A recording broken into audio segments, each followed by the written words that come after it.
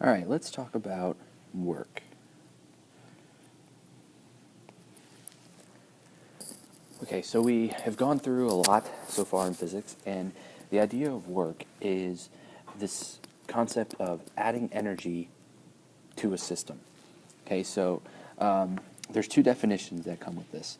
The first is understanding energy, okay, which is something we all kind of intuitively understand, but it's kind of hard to describe in words. But we can use that a definition that says energy is the ability to do work. Okay? And therefore, work is a transfer of energy. Okay, so doing work on an object will give it energy, and once it has energy, that object has the ability to transfer that energy to something else. Okay, and there's a bigger idea there in energy, and we'll kind of swing back to that once we cover all the different forms. So let's first talk about work. Okay, so if you imagine a simple situation, let's say we have just a box of some mass on a frictionless surface, and we push on this box. Now, the important concept is that we push on this box continuously through some displacement. Okay, so this box ends up moving to the right. Okay. And again, important is that we are continually pushing on it. This isn't like like kicking a soccer ball and letting it roll on its own for a while. This is you pushing the box and constantly pushing it with the same force throughout the displacement. Okay, we define the work done by this force, okay, where W stands for work, is simply the force times the displacement. Okay, and this would be in units of Newton times meters. Okay, and Newton times meters has its own shortcut unit written with a J, which stands for joule. Okay, so the unit of energy is in joules, and again, work is a transfer of energy, so they have the same units. Okay, now this is easy when it's straight force horizontally along the same path as the displacement. But a more general way to think about doing work is if we have that same box on the same frictionless surface, what would change if I applied a force at an angle? Okay? Now, it's still going to move through some displacement, but what part of the force is actually causing that movement? There's two pieces. There's a vertical piece and there's a horizontal piece. Okay, so when I break the force up into the horizontal, vertical components, only one of those components is going to do any work. So if we're going to calculate work, it's some force times the displacement. Okay, so which one of those forces is going to cause it to move? Well, it should be obvious that the force that's going to move at all along the displacement is going to be the horizontal component, which we'd find using the cosine of theta.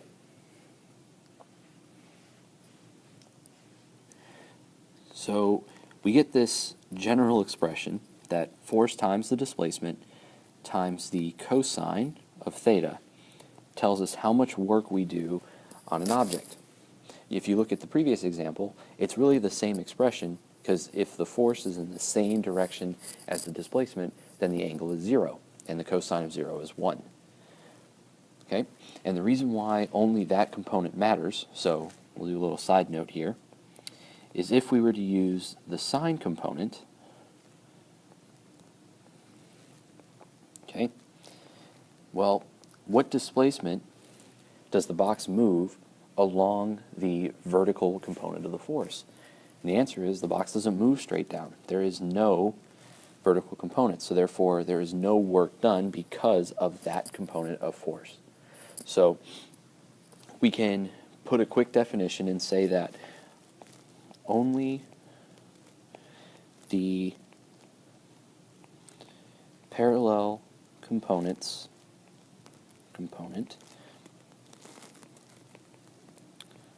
of force to the displacement vector does any work.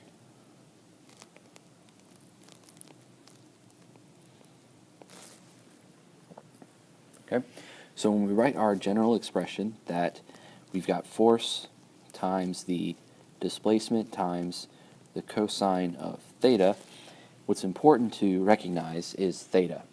Okay, this is the angle between the vectors of force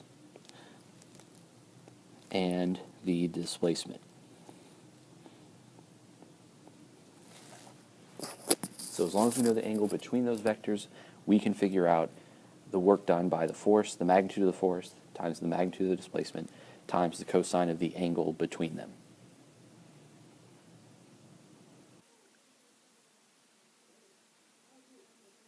So one of the things we can define with doing work and energy is an idea of kinetic energy.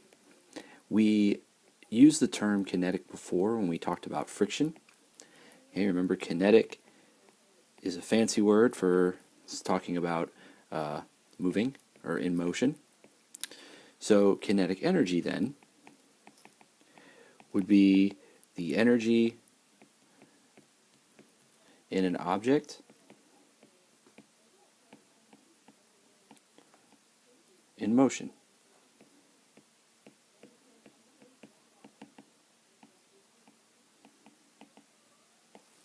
Okay, and we define the kinetic energy as simply 1/2 of the object's mass times its velocity squared.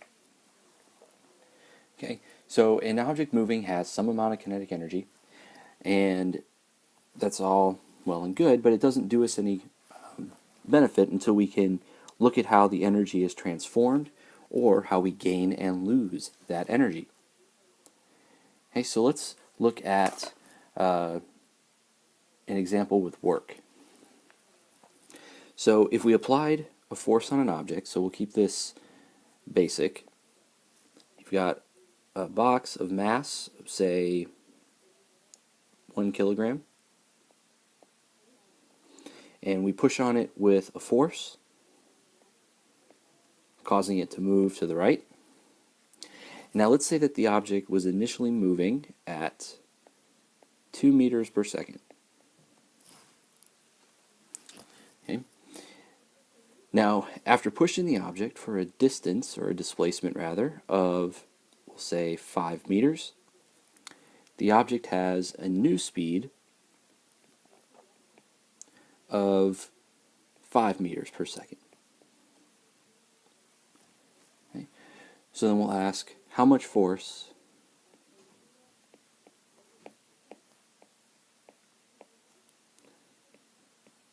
was applied to the object?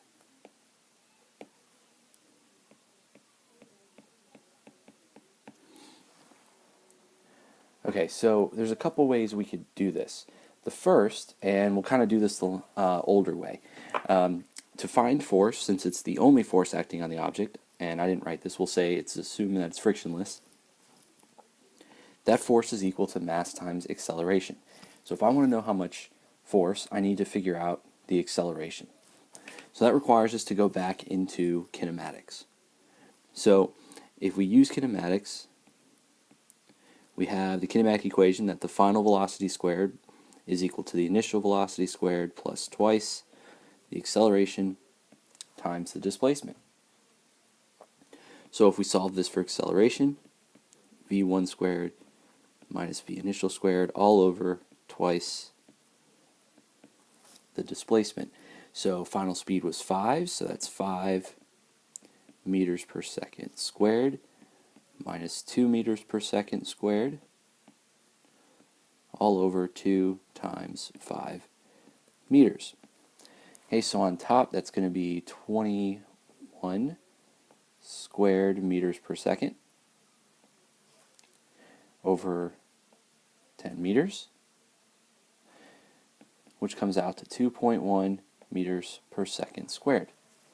So our force then is the mass of 1 kilogram times 2.1 meters per second squared, which gives us a grand total of 2.1 newtons. So that's the old way of doing it.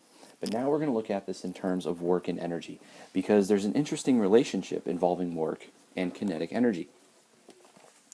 Okay, so if we're going to come back to this example, so let's go to a new slide and let's talk about this other relationship. Okay, so arbitrarily we have a force acting on an object. Now, if the force is constant, okay, and we just did this in the previous slide, then the force is mass times the acceleration, but we already solved for the acceleration. It was final speed squared minus the initial speed squared over twice the displacement. Okay? Now that also means that if we work this out a little bit, move things around, okay, we'll bring out the 2 and the change in x.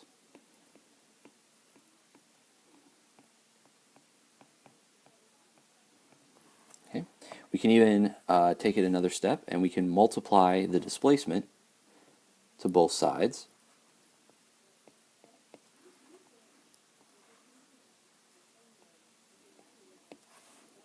So that it cancels on the right. We get force times change in x equals, well, let's look at the right side. So I got m over 2, so I'm going to write that as 1/2 m, and if I distribute that to everything in the parentheses, that's 1/2 m final speed squared minus 1/2 m initial speed squared. Now, all of these should look familiar. On the left side, force times displacement, that's work. And on the right side, that's just final kinetic energy minus the initial kinetic energy. So in fact, we come to an expression that work is equal to the change in kinetic energy. But notice that we started this by saying that the force was constant. So we're kind of assuming a lot there. But what if the force is not constant? So what if F varies?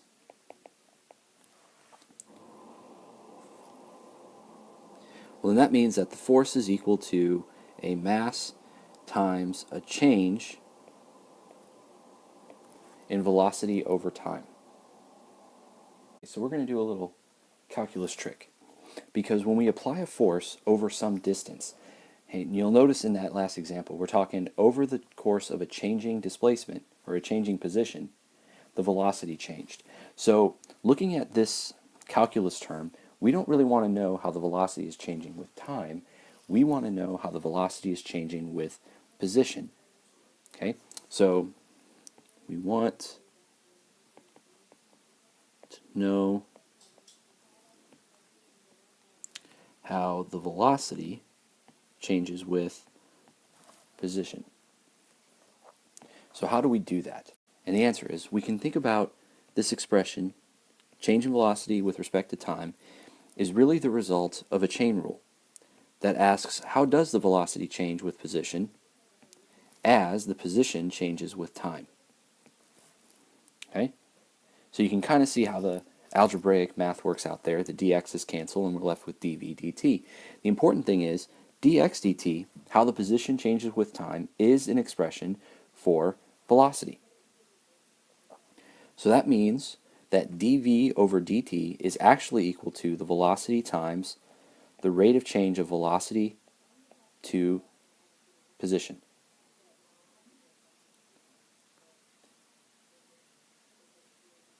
Okay, so let's make that substitution then. So we got force is equal to mass times the velocity times dv over dx. if we do a separation of variables on this, meaning we move the x term over to the other side, we get force times change in x will equal mass times velocity dv.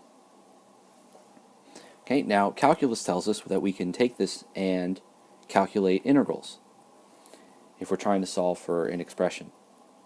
Well, over on the left side, the integral of force dx is our expression for our net work. Now what about the integral on the right side? Well, the m is a constant, so I can not worry about that. So now I have an integral of v dv. So how do I solve that? Well, first, what are the limits? We know that our speed is going to change between 2 points, initial and final. So if I want to calculate this integral, well, it's going to be m times v, add 1 to the exponent, divide by 2, then evaluate between initial speed and final speed. And so when we do this, what do we get? We get 1/2 mass, plug in the higher number, v1 squared, minus 1/2 mass, lower limit, squared. So that expression is really the same thing we got when we claimed f was constant, meaning it doesn't matter if f varies or if f is constant. Overall, net work changes your kinetic energy.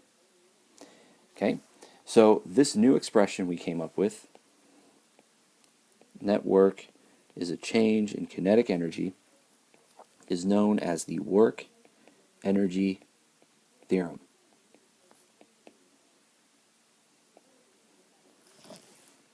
Okay. So if we go back to the problem that we had, where we said we had the 1 kilogram mass moving with a speed of 2 meters per second, and a force causes it to displace 5 meters, and at the end it's moving at 5 meters per second.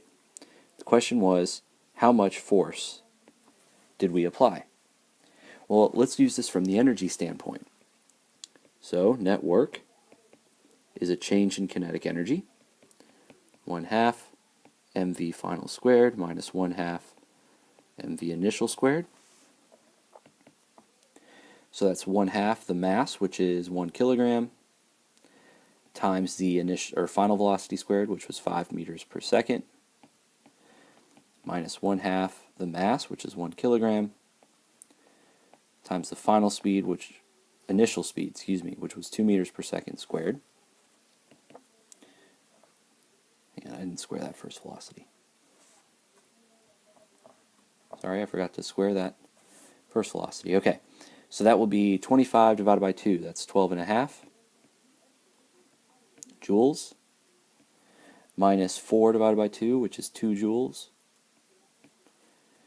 So this is a total of 10.5 joules. Now, how do we calculate work? Well, that's force times the displacement. So that means we find the force by taking this 10.5 joules divided by the displacement, which was 5 meters, and we get 2.1 newtons. So we get the same answer as before.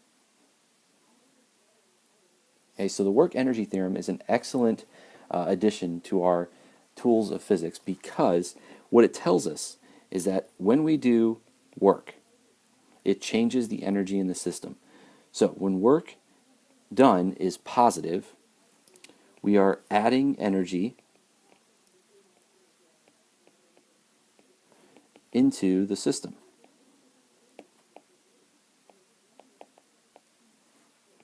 Because a positive net work means that the change in energy is also positive, an increase. If the net work is negative, we're removing energy from the system.